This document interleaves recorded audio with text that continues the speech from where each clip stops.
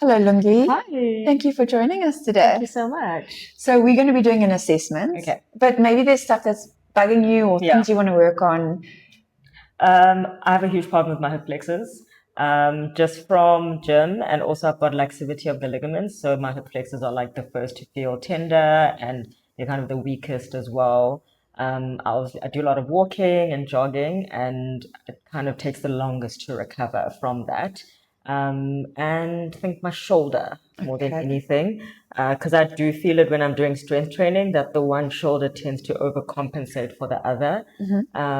Yeah, and I don't know whether it like goes all the way from my wrist to here or like Where it's other coming way from. backwards. Yeah, so those Okay, are like my cool. two major points, and then I've just got weak ankles. Just So with the hip flexors, what do they feel like?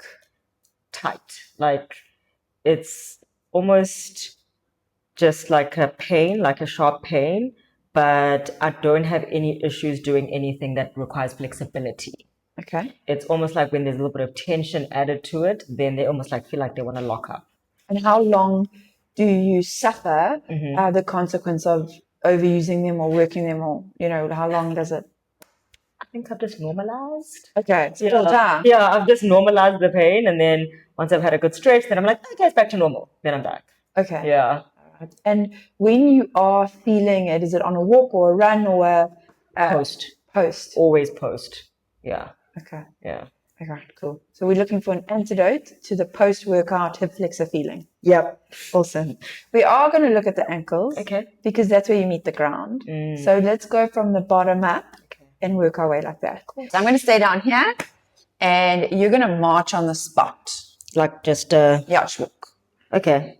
Yeah. And then stop and stand on your right leg only. Okay. I can already tell that the foot wants to roll in and spread forward. It just wants to lay itself flat on the ground and out in order to get surface area and stability. So I can tell that that's what's happening with the right foot. Let's go on to the left.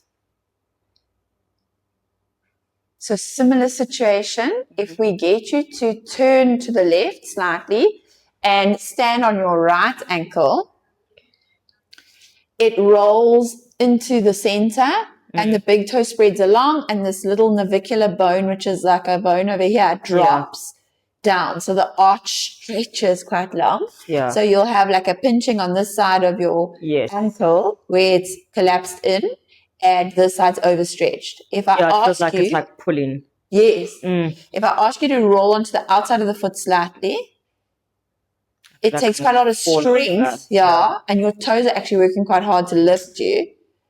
Yes. And so now we're trying to work a specific muscle in your arch, and you can relax. Put both feet down on the ground. I'm going to assume that your knees, and I can feel here, they'll go straighter than straight, and they land up rolling in because this rolls in.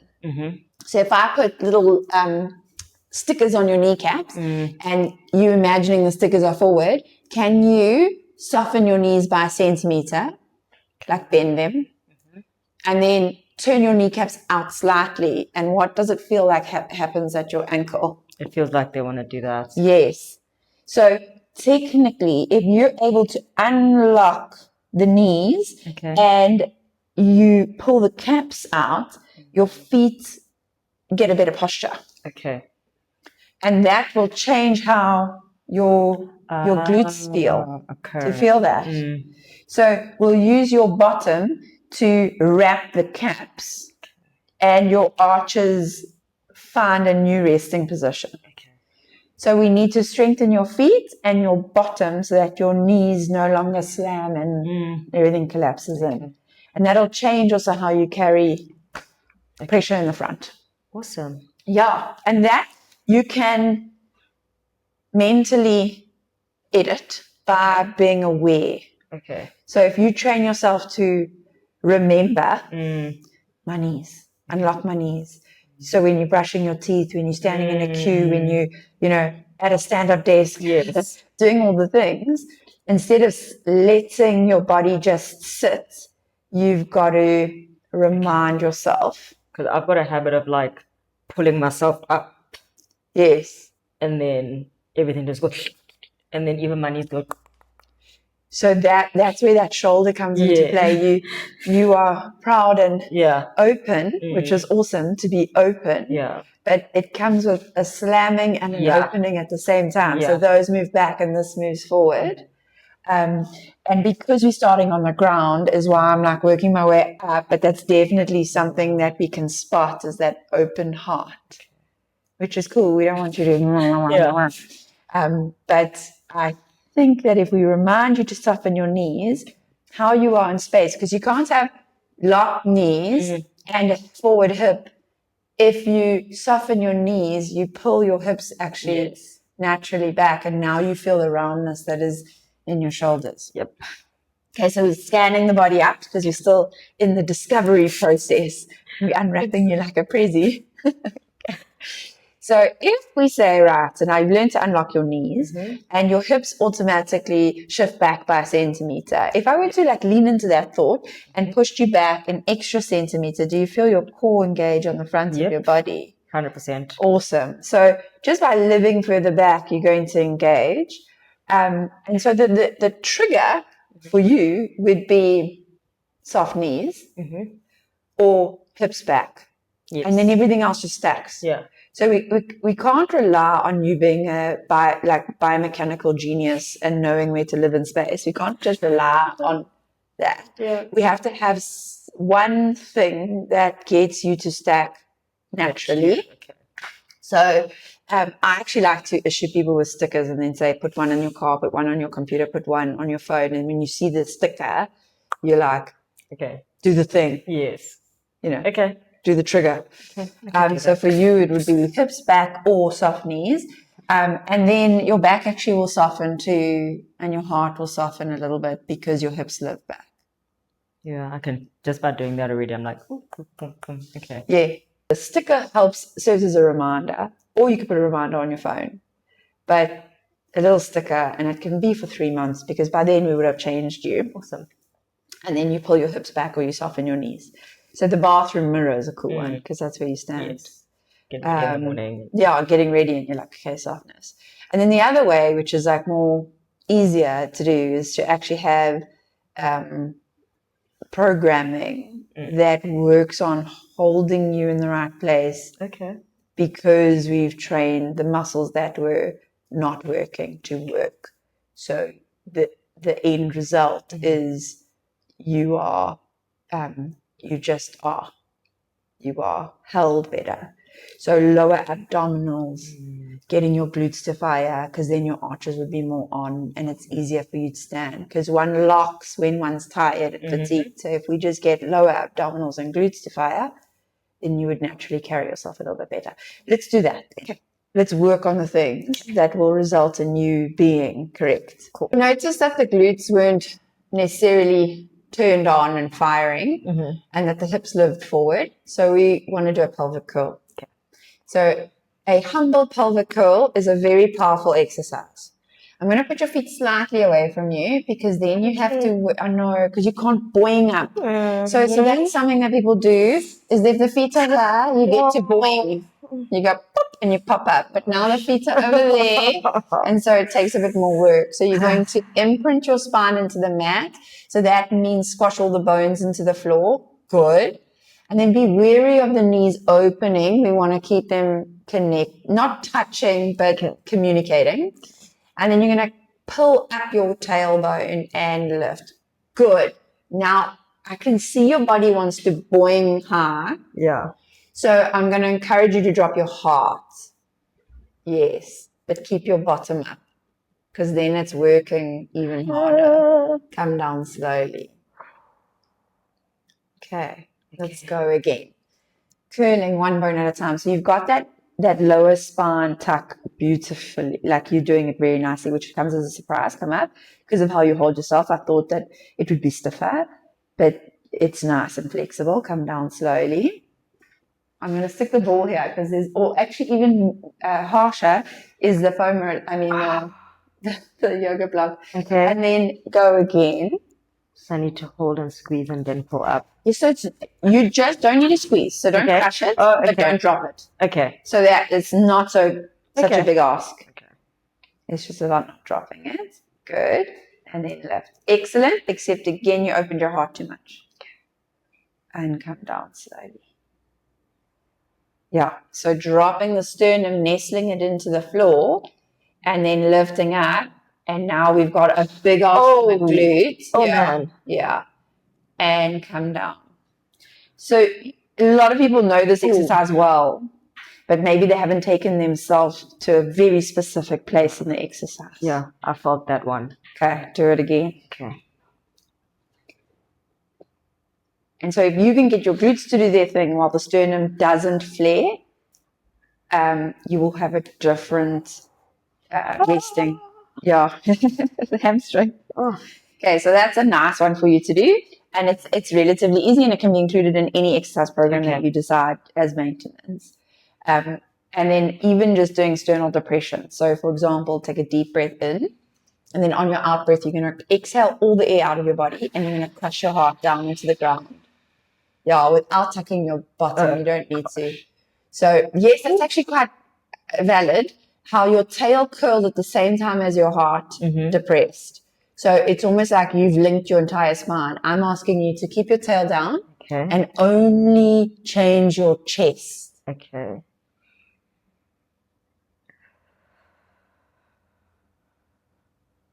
Yeah.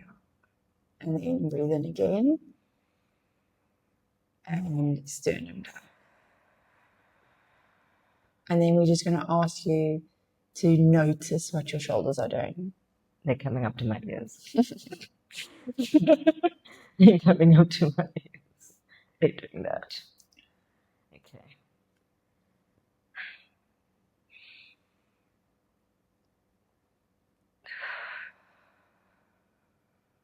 Go.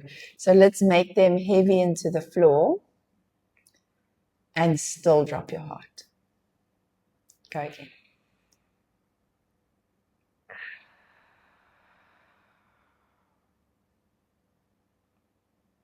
Yeah. And repeat. So this is such a good exercise because it shouldn't hurt, but it retrains how you carry your chest, and it works your deep neck flexors. So it's like the core of your neck. And everyone thinks there's a core in the middle and it's the only core you have. Well, I just told you just now you have a core in your feet, and you've got a core in your palm, and you've got a core in your sternum. So we need to anchor things that matter and get those diaphragms of the body to sit well. Yeah. And do one more like this. And sternal depression. With the shoulders not responding. So actually whatever has to stretch will stretch. Do you feel that? Yeah, it almost feels like my fingers want to stretch out even more. Good. I want your arms long and your shoulders down while your chest does its thing. Okay.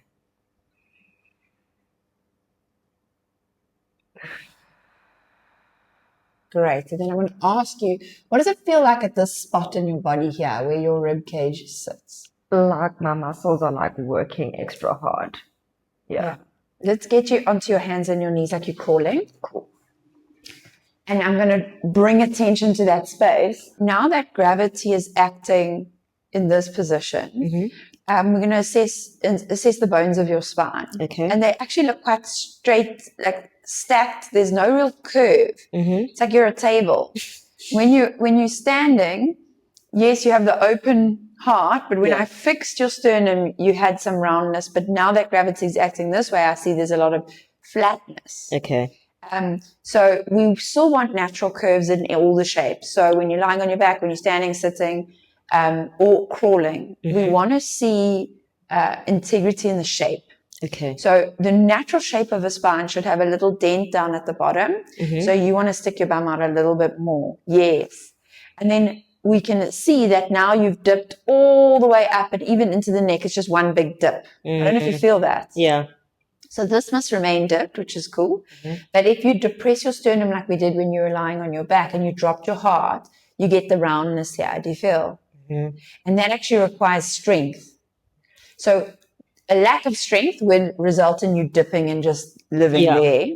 And then actual strength and integrity will come into spreading the shoulder blades a little wider. Okay, cool. So we fixed this section. But you've got a lot of tension now in the neck, and it's lost its natural curve, which should have a dent and a dip again. So we have a dip and a roundness. Need more roundness.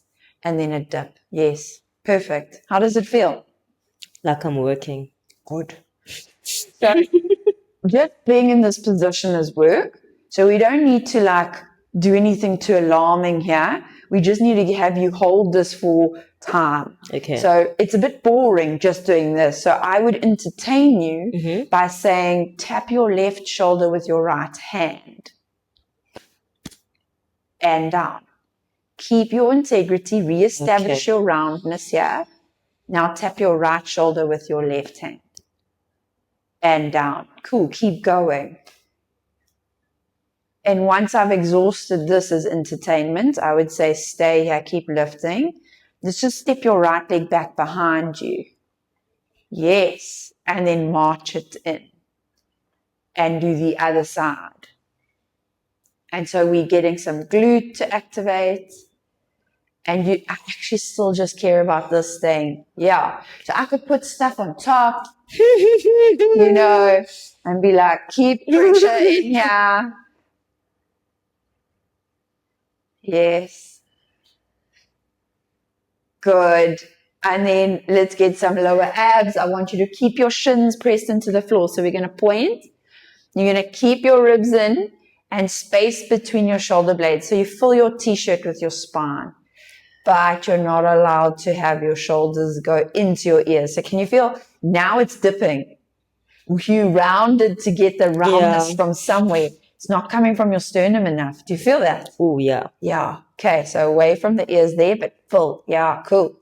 No creasing in the neck, but you still have to have a dip. Oh, I like it. It's fatiguing, guys. So there's a weakness. So this is cool. Can you shove your shins? Straighten your right arm past your ear. Yes. Can you feel your core? Shove, shove, shove, shove.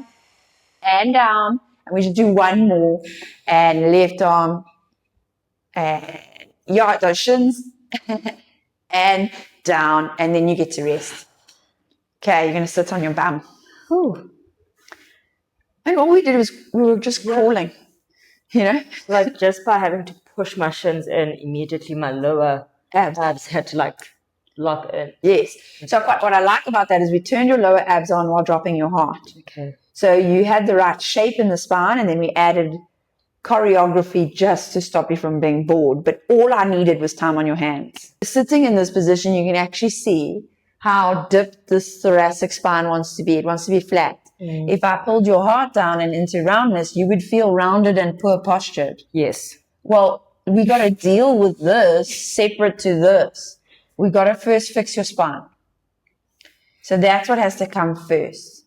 The spine needs to be rounded, and I'll work your rotator cuff in some other way. Okay.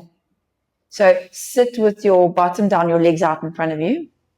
You're sitting nice and upright, and this is your jam. This is easy for you sitting here so easily. So if I dropped your heart into my hand, It feels like I'm slouching. You'll feel like you're slouching, but take your palms up for me like this. Bend your elbows into your sides. Keep your heart down. And then I can see you've got quite lifted in the shoulders. So we have I'll use the proper term, a superiorly translated humerus. So it's sitting up quite high. Can you pretend your elbow is very heavy? Yes, and then the other side. Okay. So we want the roundness in the spine, but it's got a lightness in your head. So you don't want to be like a slouch. Okay. So there's a natural roundness and a dip in the bottom and a lightness of the head. The shoulders are down your back, and then you're going to open your palms out to the side to turn on the muscles that give your shoulder a healthy position. But you're not allowed to let this chest lift. It stays in. Good. And then close your hands in again, and we'll open them out. Now, if we added a TheraBand between your hands, you would get to strengthen these muscles, and it would be genuinely isolated to this section of the shoulder, how you hold and carry your shoulder. Okay. It wouldn't be back cleavage generating. And your last one. So get into a side lying position for me. 2 movements I want to do in this position for you. One is establish your natural curve in your posture. So you got to drop your heart and stick out your tail. Yes. And set your elbow on your side. And then lift your hand up to the ceiling like this hand. Up. Rotate a cuff. And down. And lift. See, my shoulders immediately want to go up. Yeah, but you also want to squeeze them. So because gravity is now acting this way, Okay. do you feel how your blade is like slipped down your back? Yeah. So you need to get that roundness in your spine. Drop your heart. And then when we want to work this rotator cuff, you're not allowed to let your blade squeeze to the other side. Do you feel it? Good isolation. And so we don't even have a weight in your hand, but you can use like a 2 kilogram. Yeah. This is going to improve your posture in the shoulder, not at the detriment of your spine and your neck. Are you resting? No. You must rest if you can.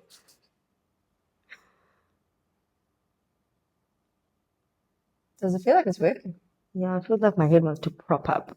Oh, you want it higher? You put your hand on it. Okay. Does that feel better? Yeah. Cool. And so, like, there's no weight in your hand, but I can already feel here. Like it's working. And my shoulder. Is it hurting you? No, I feel like the muscles, like it's that burning workout. Yeah. Cool. So if you had like a little 1 kilogram or 2 kilogram. Yeah, I'd definitely feel it more. It would start singing. Okay, so in this position, you can do some nice posture corrections. Okay. But keep in mind, the spine must come first. So get your shape right and then train the appendages after. Okay. And then I will want you to grab your left ankle with your left hand and take that foot back. Yeah. However, you naturally dip in your low back. Do you feel it? Mm-hmm. So I'm going to bring your right knee forward for me like this. Pull it forward, pull it forward, pull it forward. Now I'll pull this one back. Great. So we're stretching the quad and the hip flexor. Yeah, this is where I feel like my hip flexor is like just good. Yes. And it is linked to how your spine is being held as well, because if I let you keep this leg long, you'll arch your back and you will think, I'm doing it so well. Okay. But by having this knee up, you're pinning your spine in a better position. Okay. And so you are therefore targeting the muscle here. Definitely, yeah. Try squeeze your bottom. Oh, wow. Yep. And then relax. Okay, we have to do the other side. So you've got to get your spine in the right position. Okay. Bend the knees, it helps. So bent knees helps your low back get into the right position. And rest your head. And then you want to make sure your spine isn't dipping down into a nice little smiley face. We want to lift the ribs here up so that if I took an x-ray, your spine would be in neutral lying down. Yes. Do you feel that? So even just lying, it's never passive. You are actively trying to get into a good shape. So we're proving to the body and to the mind what good looks like. Okay. Then you position your elbow on your side and lift the wrist up towards the ceiling. I'm putting my fingers here to stop your scapula. Don't let them creep. Yes. So you know what happens is you get stuck and you think, you have an idea of where your hand should go. Okay. So you feel the difference between the two sides. Yeah. Go down with that wrist. The scapula have to stay still on the body, and then you lift your wrist up and it's up to your rotator cuff to lift your wrist, but you're getting stuck and you have to try and dig deep and go higher with these muscles. Yes, and then go down. So you're not trying to use the rhomboid to squeeze your shoulder blade through your spine, but rather you use your rotator cuff muscles to pull into external rotation. Okay. And you're having to work against a tight front on this right side. You feel? Mm-hmm. I can feel it right here. Yeah. And then come down. Now, there is some irritation that can happen in the shoulder itself, and we don't want a hero irritation. So we want to make sure that this is actually strengthening this section of your body, not just irritating the front of the shoulder. And you're a candidate for irritating the front of the shoulder because of that superiorly translated humerus. Okay. So because the bone loves to live high, when it does this external rotation, so show me again, it's catching. So you need to keep the blade down, the elbow down, and make sure that it's coming from this spot. Okay. And then go lower. And it's okay not to do 100. So you just want to turn it on here and not strum so hard that this gets owie. Okay. And then let's do the stretch. So do you need this off or you're fine? I'm okay. We snuck a little wrist weight on this side because we evil. So just to run through, the bottom leg is coming up nice and in front so that it stops the lower back from overarching. This one can't go as much back. Yeah, I quite like that it's getting stuck on the side, showing us your... Okay, so I'm going to push that higher here, evil. And then we need to get a good shape in your spine. So drop your heart as well and tuck your bottom. Oh, man. I love when we find the juice. Oh. So the more you tuck your tail, the more it'll stretch the front. Oh, wow. Oh, wow. And this is your antidote that you're looking for. Really? Yeah. Okay. It's going to stretch the hip flexors. So this loosens the jaw. Okay. And then strengthening your glutes is going to seal the deal. Okay. All right. So we want to get the hip flexors reprieve and relief. Okay. Through stretching. Yeah. And get the glutes to anchor your pelvis in a new resting position. Support everything. Yes. Okay. So that you aren't in this taut position, which feels tight, but it's actually just some fibers are overstretched and others are under. Okay. So you are feeling like all the work is here because it's hanging on. Yeah. It's holding on. It's holding you together. Okay. But if you live back there, your core will engage and we can genuinely stretch the tightness, but have anchoring and strength from the glutes. Cool. And then I think the shoulders will be able to slot into their rightful place because that tension won't go all the way up. Okay. Yeah. Get you. Yeah. Awesome. Cool. What I was mistaking for flexibility was actually compensating. A lot of people that have really tight glutes, tight hamstrings, tight low back, they can't sit as well as you sit in your L-sit. Like your L-sit's cool. Okay. But let's get you in the L-sit now and look at your strength. So here you're in your L-sit. Let's lift your right leg up and down. So my right and left. Yeah. And lower. Woo! Sorry. And the left. And down. I'm impressed. It's quite good. Some people can't lift at all. But can you see? Let's lift right leg 5 times. 1. Yeah. Evil. 2. 3. 4. Okay, that one doesn't count. 4. And last one. 5. Yes. Okay. So that's some strengthening. Left.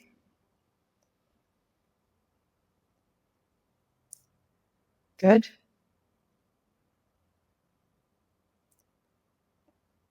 Awesome.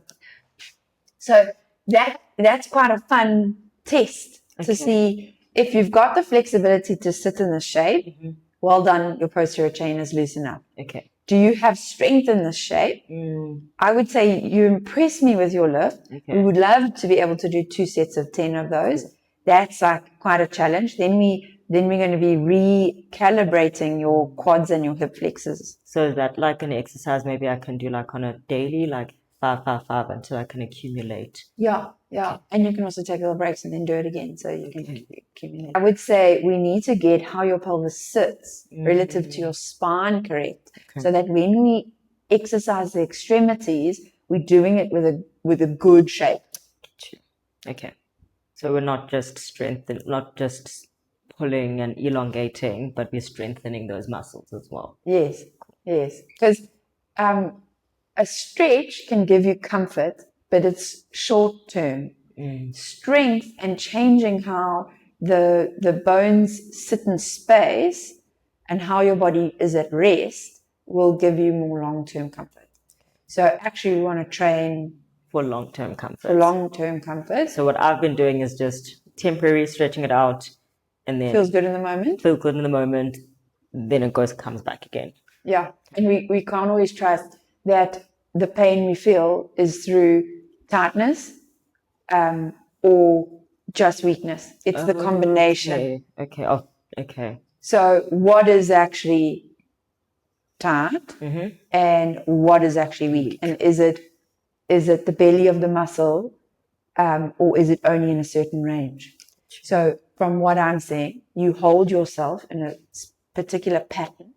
We need to break the pattern, and then through you realizing that you must change your posture and rest, and also through the intervention of actually strengthening the glutes and doing a few stretches of the quads and the hip flexors because they were tight in the side-lying position. How are you feeling? Good. I think I am able to kind of feel the difference between, again, flexibility and strength, and again, stretching versus weakness. So yeah, I think with that, I'd like to kind of just practice more and strengthen those weak points so that it can give me long-term relief. Yeah. And there's a difference between feeling taut and feeling tight. And I think if we can get your awareness of what neutral pelvis and neutral spine is, we can actually then judge the extremities. Thank you so much. Pleasure. Thank you for the session. Thank you.